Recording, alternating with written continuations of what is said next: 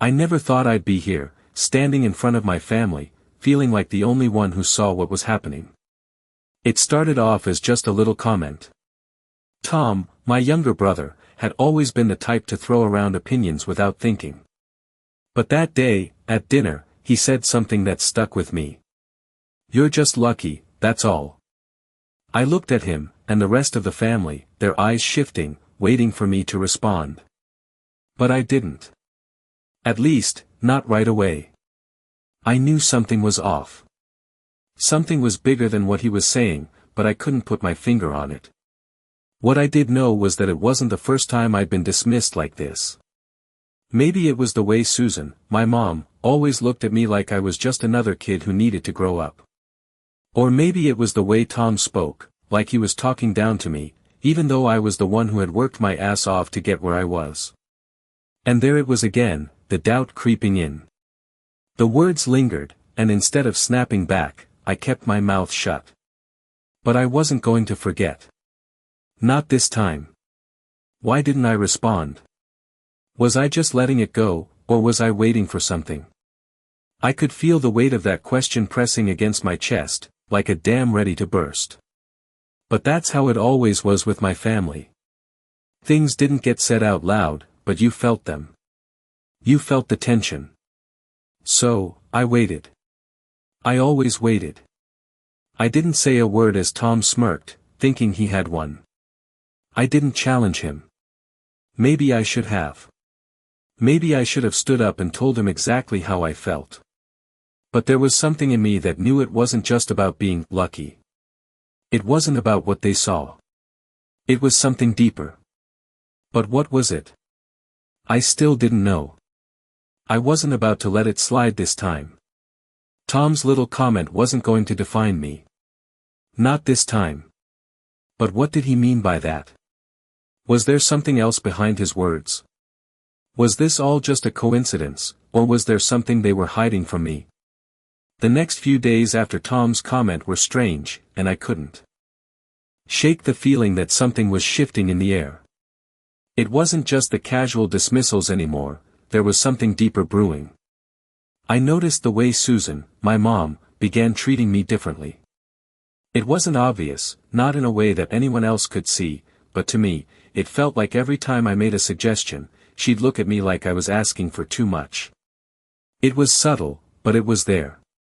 My brother, Tom, on the other hand, seemed to find every opportunity to make a remark, a little jab here and there, always disguised as a joke or a harmless comment. But it wasn't harmless. I could see the pattern now. It wasn't the first time I'd felt this way, but it felt more pronounced this time.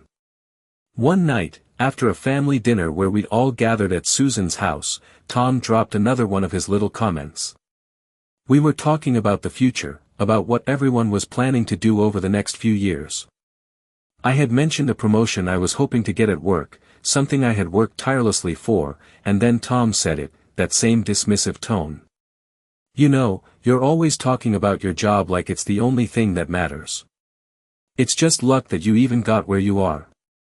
That was the line. I felt the blood rush to my face. The word stung, but I kept my cool, the way I always did. I didn't snap back. I didn't give him the satisfaction. I just stared at my plate, pretending to focus on my food. But inside, I was furious.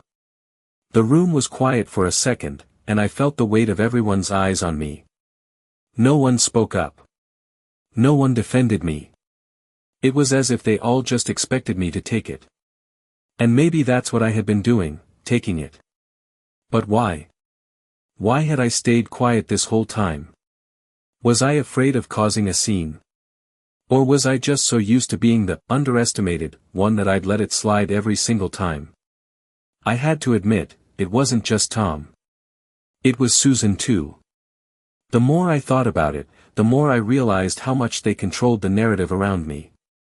I had worked hard for everything I had. Yet, somehow, it felt like they were erasing that.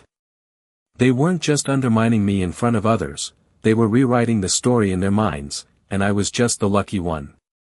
I looked up at Susan, who was sitting across from me, her eyes focused on her plate, like she had no idea what was going on.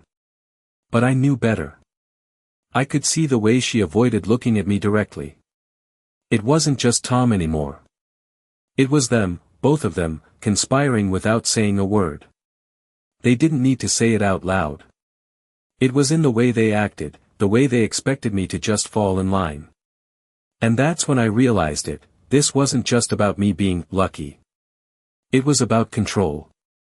They were trying to control my narrative, my story, without me ever realizing it. And I wasn't having it anymore. The thing is, I didn't want to blow everything up, but I couldn't keep letting them do this. I needed to understand why they were doing it. What was it that made them think they had the right to dismiss everything I had worked for? Was it jealousy? Was it because they couldn't stand the idea that I had succeeded when they didn't think I could? Or was it something deeper? Something I hadn't even thought of yet? It was a question I couldn't ignore. And every time they made another move, it just made me more determined to figure it out. But it wasn't just about the comments anymore. It was about how they were subtly shifting the balance in the family. It wasn't just Tom and Susan, it was the way everyone else seemed to sit back and let it happen. The subtle looks, the awkward silences, the way everyone would pretend they didn't notice. I felt like I was being set up to fail, like I was the last one to catch on, but everyone else already had their parts to play. It was all starting to make sense. But how far would I let it go before I finally stood up for myself?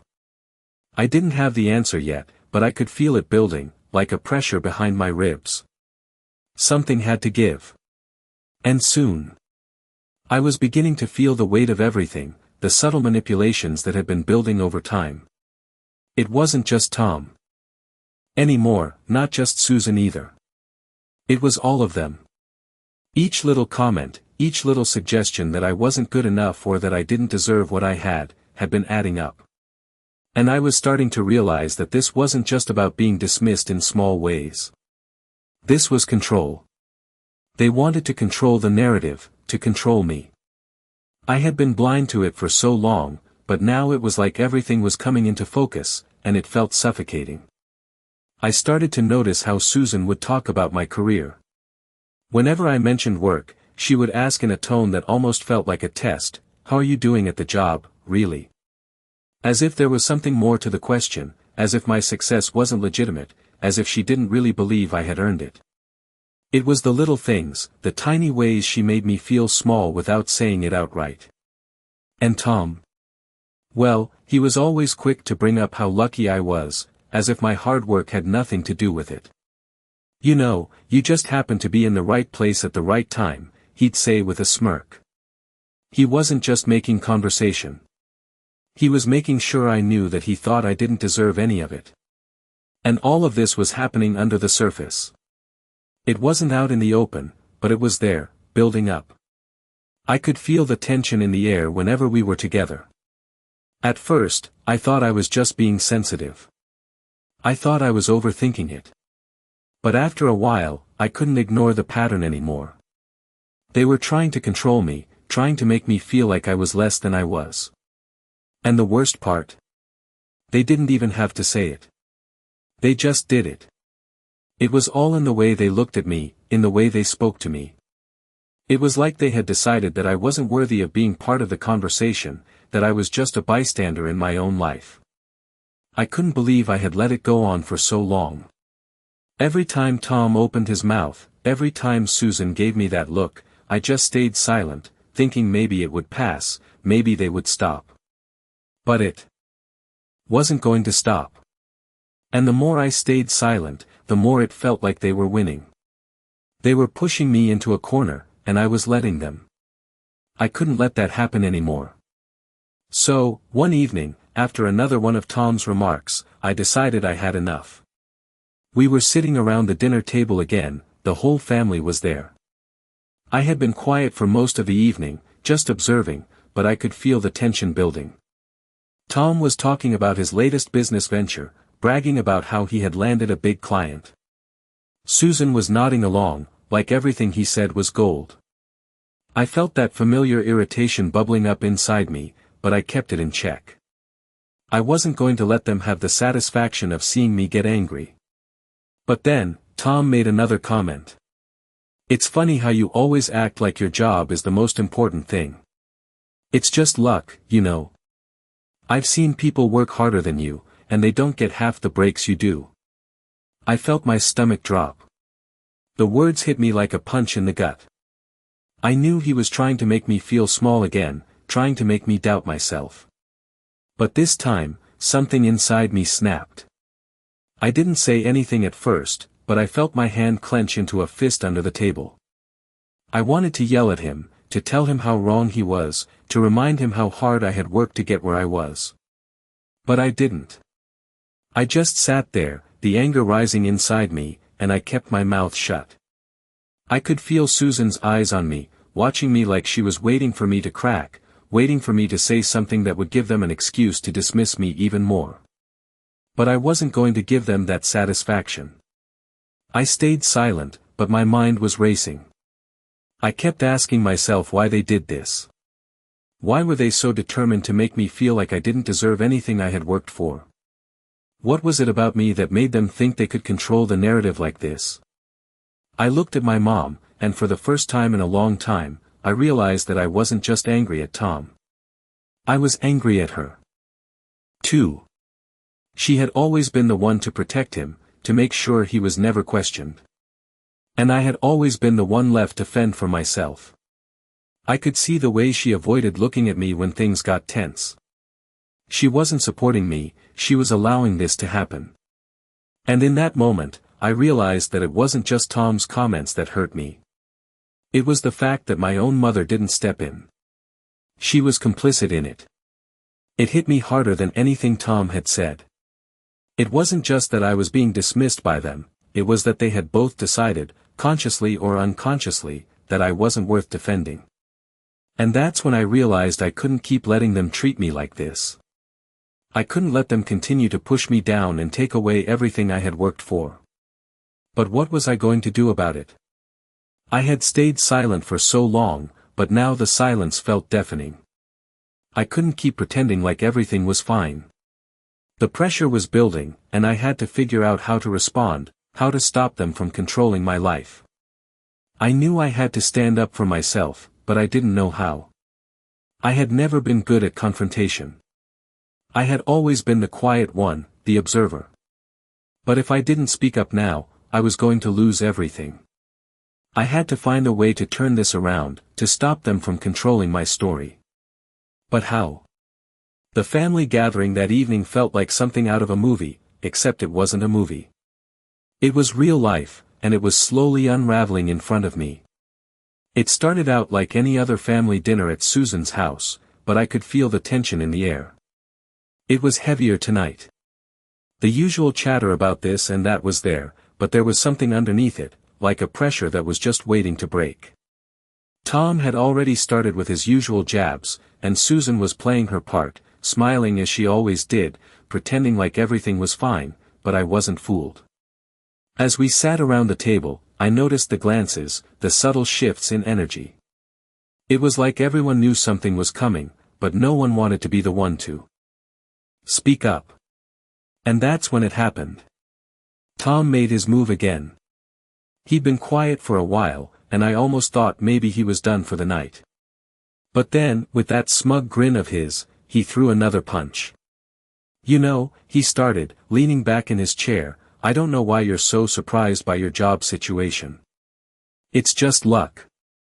I mean, there are tons of people who work harder than you, and they don't get anywhere. You must have had a lucky break or something. The words hit me hard. They always did. But this time was different. This time, it wasn't just about me being the unlucky one who had to listen to his nonsense. This time, it felt like everyone was silently agreeing with him. I could feel the weight of their unspoken words hanging in the air. It wasn't just Tom talking anymore, it was the entire room. Everyone seemed to be waiting for me to say something, but I didn't. I didn't respond. I just stared at my plate, trying to hold it together. Susan, who had been silent up until this point, finally spoke up, but her voice was soft, almost too soft. Well, you know, she said, her eyes flicking over to me for just a second, sometimes things just fall into place for people. Maybe Jack's been lucky, maybe not. Who knows? That was all it took. That one small comment, the way she dismissed everything I had worked for, like it didn't matter. I felt a sharp pain in my chest, but I kept it inside. I wasn't going to give them the satisfaction of seeing me break. I could feel my fists clenching under the table, the anger building up inside me. But I stayed silent. I kept my cool, the way I always did. What good would it do to argue with them? What good would it do to point out that I had worked my ass off to get where I was, that I had sacrificed so much, and yet here I was, being dismissed as just some lucky guy? I kept thinking about that night, the way Tom and Susan looked at me, like I wasn't worthy of being in the conversation, like everything I had done had no real value. I could feel the resentment building up inside me. It wasn't just about Tom's comment anymore, it was about how they had been treating me for years. It wasn't just about being dismissed at the dinner table, it was about how I had been dismissed my whole life. Growing up, I had always been the one who had to prove myself. I was never the favorite. I was never the one who got the easy breaks. But I never complained.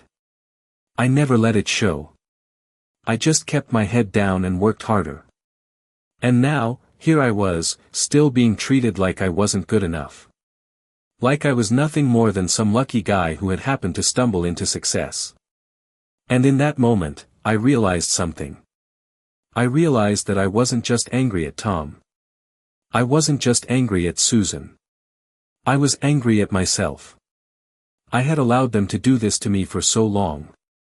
I had allowed myself to be pushed into the background, to be made to feel like I wasn't worth the respect I deserved. And now, it was time to stop. It was time to take control of my own story. But how? How could I stand up to them when they had spent so many years making me feel like I didn't matter? I had never been the confrontational type. I had always stayed in the background, letting them take the lead, letting them control the narrative. But now, I was starting to realize that if I didn't do something, I was going to lose everything I had worked for. And I couldn't let that happen. I couldn't keep letting them define who I was. I had to speak up. But I didn't know how. I didn't know what to say, or when to say it. I had never been good at confrontation, never been the type to speak my mind when it mattered the most. But I knew I had to try. I couldn't keep playing this game where I let them push me around, where I let them make me feel small. So, I sat there, in that moment of silence, my mind racing, trying to figure out what my next move was going to be.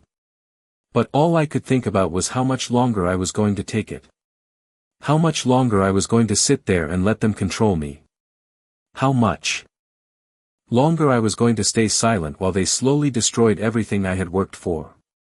And that's when I realized, the longer I stayed silent, the harder it was going to be to take back control of my life.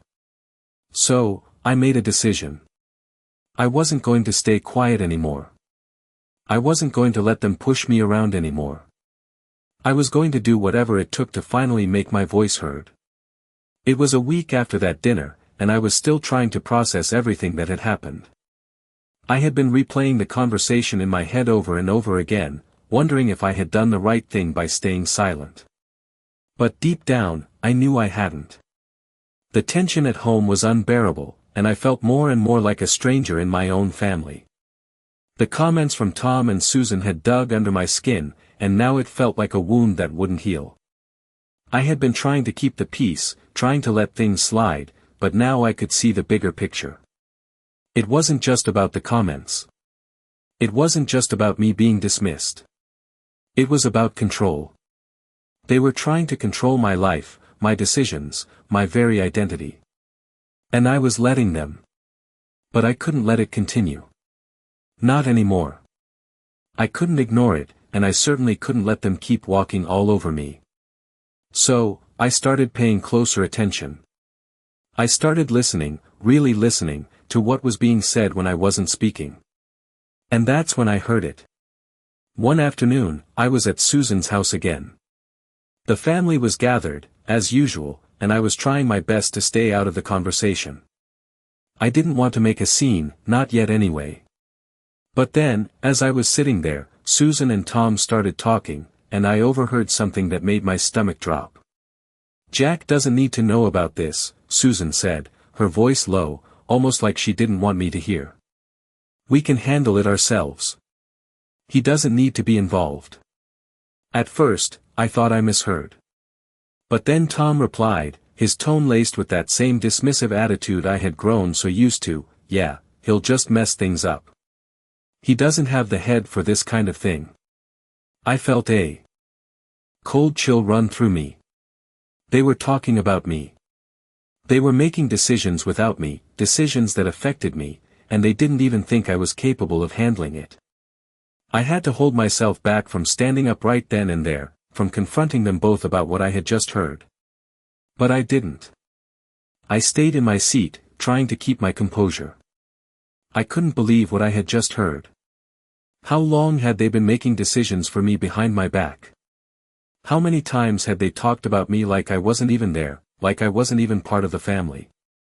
It wasn't just the words that stung, it was the realization that they had been undermining me for years, and I had never seen it. My entire life, I had been playing by their rules, living under their expectations, and now I was starting to realize that they had never believed in me to begin with. I was just the guy they could push around. It was like I had been living in a fog, not seeing the manipulation that was happening right under my nose. But now, everything was clear. And the worst part? I had let it happen. I had stayed quiet. I had allowed them to make me feel like I wasn't worth standing up for. But no more. I couldn't keep ignoring the truth. They were trying to control my life, and it was time to take that control back. The next day, I decided to confront them. I couldn't let it go on any longer. I had to make them see me for who I was, not just some pawn in their little game. It wasn't going to be easy. I knew that. But I was done being silent. I was done playing along with their rules. I was ready to speak up, ready to stand my ground, no matter what it cost me. I thought about what I was going to say. I knew I had to keep my cool, to stay calm and collected, but I also knew that I couldn't let them keep pushing me around. So, when the next family dinner came around, I was ready. I walked in, and the atmosphere was immediately tense. Tom and Susan were already there, and I could see the way they looked at me, like they were waiting for me to say something. I wasn't going to let them control this moment. Not this time. As I sat down at the table, I looked both of them in the eyes. "I need to talk to you both," I said, my voice steady, but firm. They looked at each other, and for the first time in a long time, I saw a flicker of unease in their eyes. They had been used to me being quiet, used to me sitting back and letting them dictate everything. But now, the dynamic was shifting. And they knew it. Susan opened her mouth to speak, but I cut her off. "No," I said, "I've been letting you both treat me like I don't matter for far too long. But I do matter. I've worked hard for everything I have, and I'm done being made to feel like I don't deserve it." There was a long pause. I could feel the tension in the room. I wasn't sure how they were going to react, but I knew I couldn't back down now. This was my moment, and I wasn't going to let it slip away. Tom shifted uncomfortably in his seat, but Susan didn't say anything at first. She just looked at me, like she was trying to figure out if I was serious. Finally, she spoke, her voice quieter now. "You don't understand, Jack. It's not like that. We're just trying to protect you." "Protect me?" I echoed, my anger rising. "By making decisions for me behind my back. By treating me like I'm incapable of handling my own life. That's not protection, Susan. That's control." The words hung in the air, and for the first time in a long time, I felt like I was finally speaking my truth. I wasn't the helpless younger brother anymore. I wasn't the one who had to sit back and take it. I was done letting them control my life. The silence that followed was deafening. I could see the realization dawning on them both. They weren't expecting me to fight back, and now that I had, they didn't know what to do. But I wasn't backing down. Not this time. I had finally found my voice. The silence that followed my words felt heavier than anything I had ever experienced. It wasn't just awkward anymore, it was suffocating. Susan and Tom exchanged looks. And I could see the subtle shift in their expressions. I had always been the one to stay quiet, the one who let them walk all over me, but now I had done the unthinkable. I had called them out. I could feel my heart pounding in my chest, but I stood my ground, refusing to look away. I wasn't about to let them control this moment.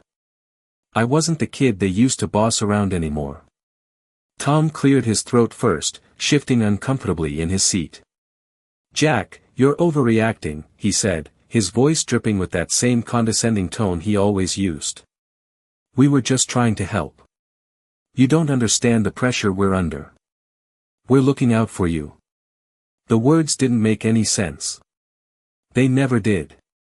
All this time, they had acted like they were protecting me, but all they had done was make me feel smaller. I was done listening to their excuses. "Protecting me?" I echoed, my voice sharper this time. "By making decisions about my life behind my back. You think I can't handle my own business? You think I can't make my own decisions?" Susan finally spoke up, but there was no apology in her voice. She wasn't even trying to explain herself. Instead, she was defending the position they had both been taking for so long. "Jack," she began, her tone cold, "you don't know what it's like to manage everything we have. We're just trying to keep the family together, to make sure everything stays in order. You don't need to worry about these things. You don't have to carry that burden." I felt my blood boil. She was acting like I was a child, like I couldn't see what was happening. "You're not trying to keep the family together, Susan," I said, my voice low but firm. "You're trying to control it. You've been trying to control me for as long as I can remember. You never let me make my own choices. You always tell me what I should do, what I shouldn't do, like I can't think for myself." The words spilled out before I could stop them, and for the first time in a long time, I didn't care about the consequences. "You've been doing it for years, using your power to make me feel like I don't matter, like I'm nothing. Well, not anymore. I'm not going to sit here and let you continue pushing me around. I've had enough." The words hung in the air, and for a moment, I thought Susan might say something, but she didn't. Instead, she just looked at me, her expression unreadable. I couldn't tell if she was angry, disappointed, or something else entirely. All I knew was that I had finally said what needed to be said. I wasn't going to take it anymore. Tom looked between me and Susan, then let out a sigh, clearly frustrated. "You don't get it, do you?" he said, his voice rising slightly. "We're just trying to protect you, Jack. We're doing what's best for the family. And this isn't how we solve things. You can't just go around saying whatever you want. That's not how this works." It was clear now. They didn't see it the way I did. To them, they were still in control. They still believed they could dictate how things went. But I wasn't going to let them. Not anymore. I wasn't going to sit back and let them make all the decisions, let them tell me what I could and couldn't do. I had been silent for far too long, and now I was done being their puppet. The silence in the room was thick, like everyone was waiting for me to back down, waiting for me to apologize, but I didn't. I wasn't sorry. I had finally found my voice, and I wasn't about to lose it. "No," I said, shaking my head. "I'm not going to apologize. I'm done being quiet. I'm done letting you control everything. This is my life, and I'm going to live it the way I want to. I've worked hard to get where I am, and I don't need anyone telling me that I'm lucky or that I'm not good enough." Susan's expression hardened, but she didn't say anything. Tom just stared at me, his frustration written all over his face. But I could see something else too, something I hadn't expected. There was fear. Fear that they were losing control. Fear that I was finally seeing them for who they really were. It was a small victory, but it was mine. I had said what needed to be said, and now I wasn't going to back down. I wasn't going to let them make me feel small anymore. But as I sat there, staring across the table at Susan and Tom, I couldn't help but wonder what would happen next. Would they try to make me feel guilty? Would they try to manipulate me into taking it all back? Or would they finally realize that they couldn't control me anymore? I didn't know. All I knew was that I had taken the first step toward reclaiming my life. And I wasn't going to stop now.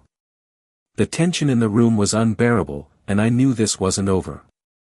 But for the first time in a long time, I felt like I had control. I had taken my power back, and there was no going back now. The following days were a blur.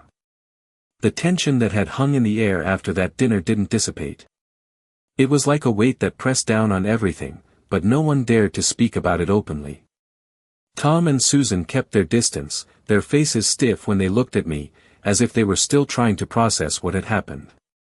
It wasn't just the words that hung in the air, it was the unspoken reality that had shifted. I had done something they didn't expect. I had fought back. And now, it felt like they were scrambling to figure out how to handle it. I didn't let up. I stayed calm, controlled, but inside, I was more determined than ever. I was done being the quiet one, the one who always let them dictate the narrative. A week later, we had another family gathering, and the air was thick with unspoken tension. I could see it on their faces as soon as I walked in. Susan was sitting at the table, looking at her phone, not making eye contact with me.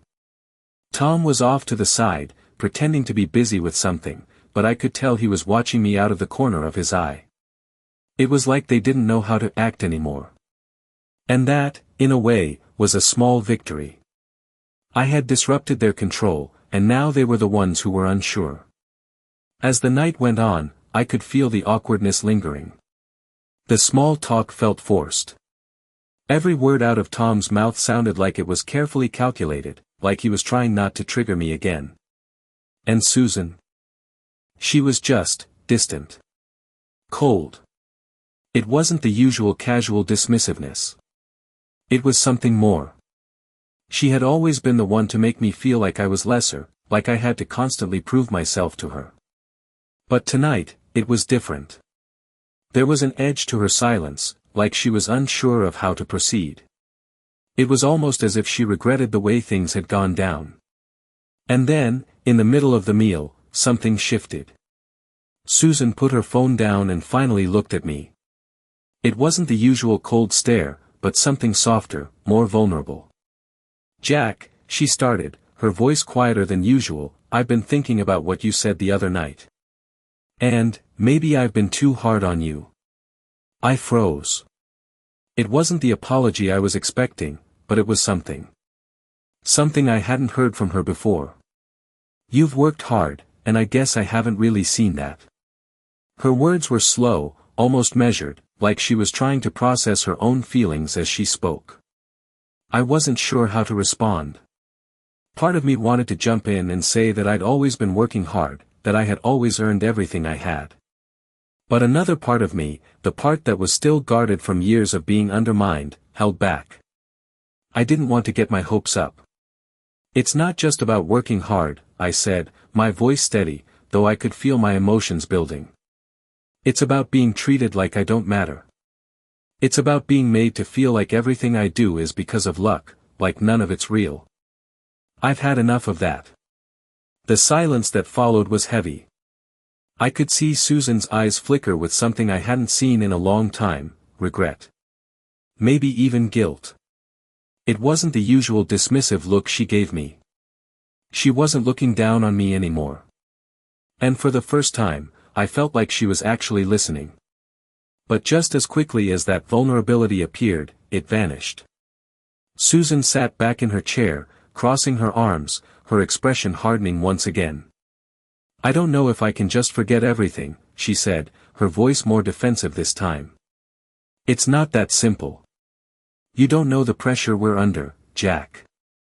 You don't know what it's like to have to keep everything together, to make sure everyone is okay. I wasn't going to let her shift the blame back onto me. Not this time. I know what it's like to work hard and be constantly told that it's not enough. I know what it's like to feel like you're invisible, even when you're doing everything you can. My voice was rising now, but I didn't care. I'm not some kid you can control anymore. I'm an adult, and I deserve the same respect as everyone else in this family. Tom finally spoke up, but his voice was tight, almost desperate.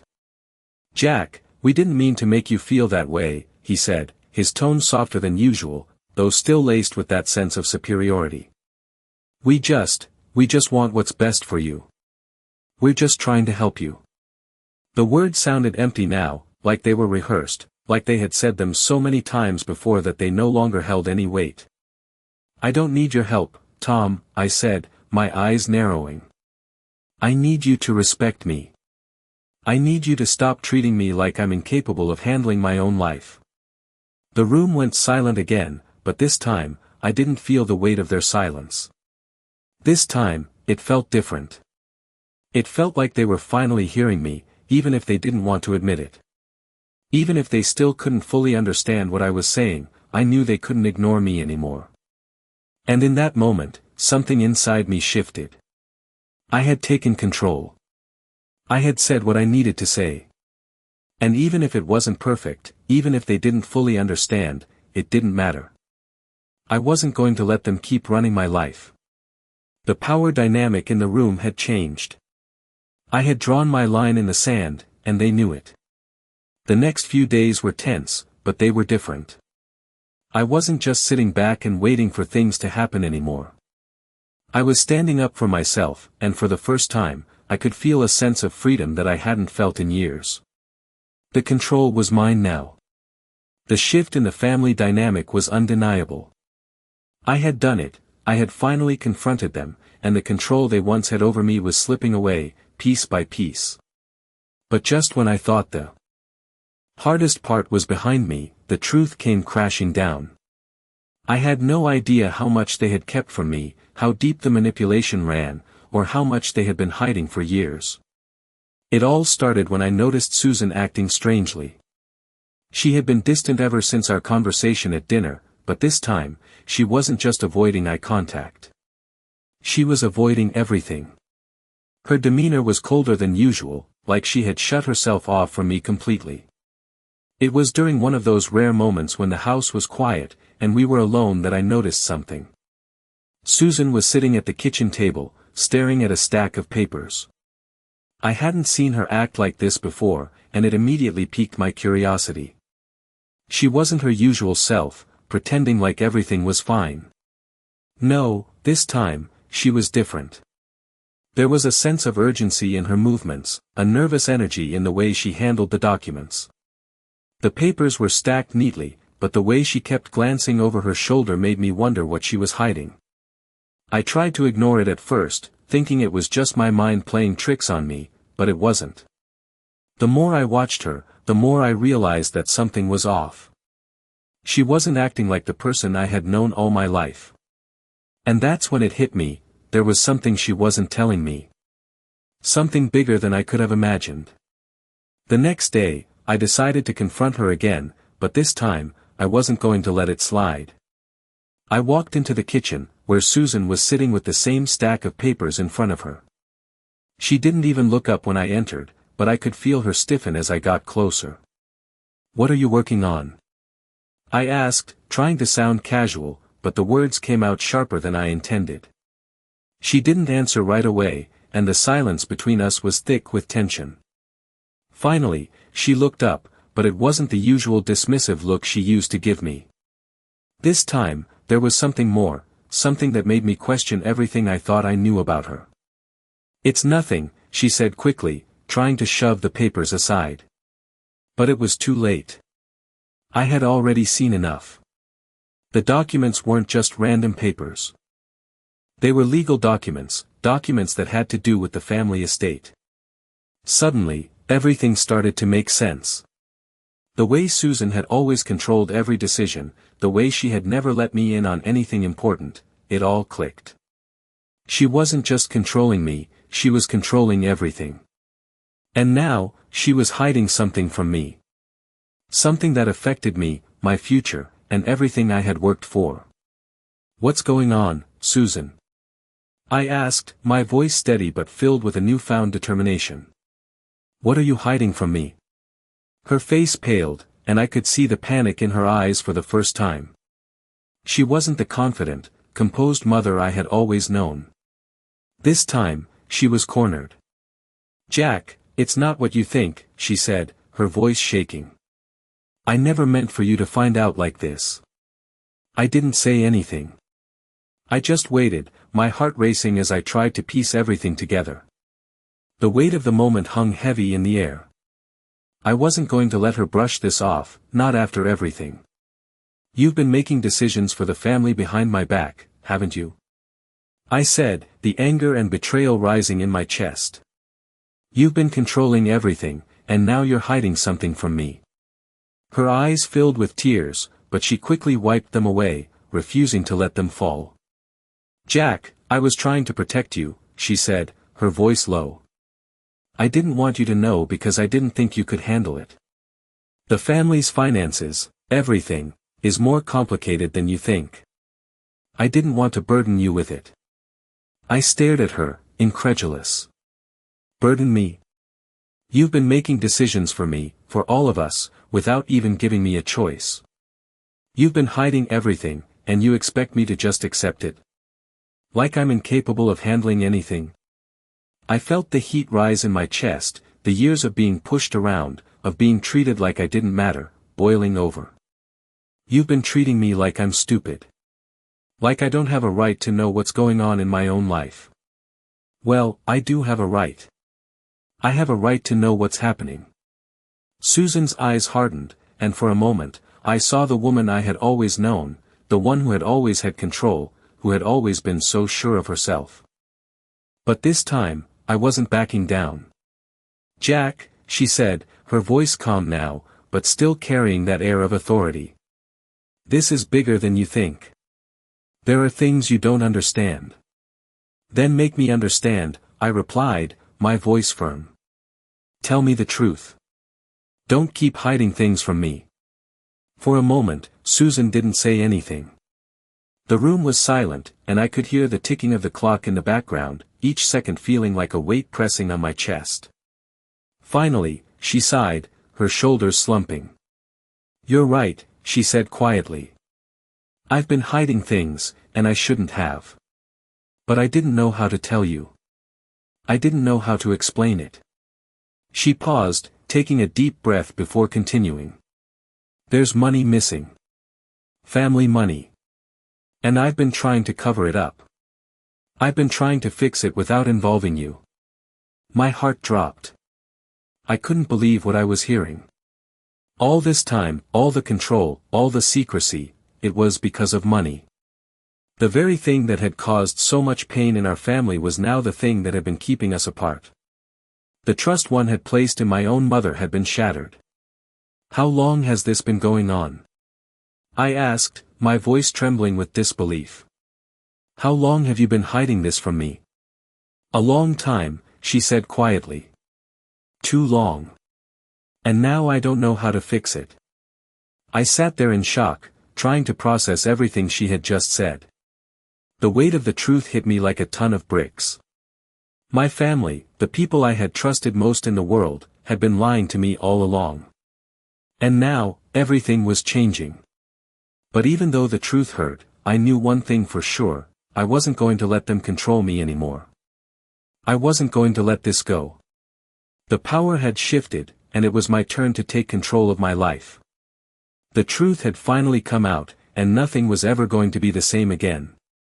The revelation hit me like a wave, but as the days passed, I started to realize something: this wasn't just about money. It wasn't even just about Susan's secrets or Tom's passive-aggressive remarks. This was about trust. The foundation of everything had cracked, and for the first time in years, I felt like I could finally see my family for who they really were. The lies, the control, the manipulation, it was all out in the open now, and there was no going back. But even with the truth exposed, I wasn't sure how to feel. On one hand, I was angry. Furious, even. How could they have kept something like that from me for so long? How could Susan have let it get to this point? But on the other hand, I couldn't help but feel a sense of relief. The weight that had been pressing down on me for so long was finally lifted, and I could breathe again. I wasn't going to be the puppet anymore. I wasn't going to let them dictate my life. But even though I had confronted Susan and uncovered the truth, the aftermath wasn't as simple as just walking away. There were consequences. We couldn't just pretend everything was fine now that the truth was out. I didn't expect an instant apology or even a complete understanding from Susan, but I did expect honesty. And it was clear, we were still far from that. As the days passed, the family dynamic continued to shift. Susan wasn't the same person I had known, and Tom, well, he was trying to be more careful with his words, but there was still that air of superiority, that underlying sense that he was just waiting for me to mess up. I could see it in his eyes every time he looked at me, like he still didn't believe I was capable of handling things. But I wasn't letting it slide anymore. I had already taken the first step by confronting them. Now, it was time to figure out what came next. The hardest part wasn't going to be cutting ties or even moving on, it was going to be learning to rebuild. Rebuilding trust with my family, rebuilding my sense of self, and most importantly, rebuilding my life without their influence. It wasn't going to be easy. There would be moments of doubt, moments when I felt like everything I had done was pointless, like I was still fighting an uphill battle. But I knew I couldn't go back. I couldn't unsee the truth, and I couldn't let them continue to treat me like I was just an extension of their control. A few weeks after the confrontation, I found myself sitting down with Susan again, this time without the anger, without the frustration. It was just us, no one else around. "Jack," she started, her voice softer than before, "I know I've messed up. I can't take back what I did, but I want to try and fix it." Her words surprised me. They weren't what I expected to hear from her, but they weren't an apology either.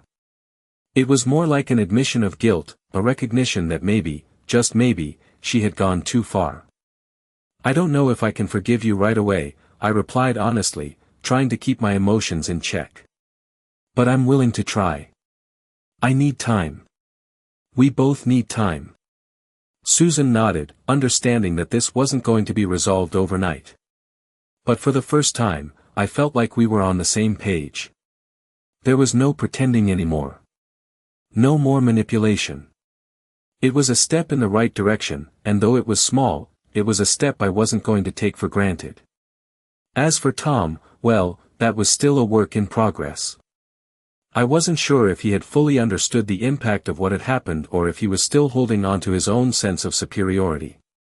But I wasn't going to let him off the hook either. Not this time.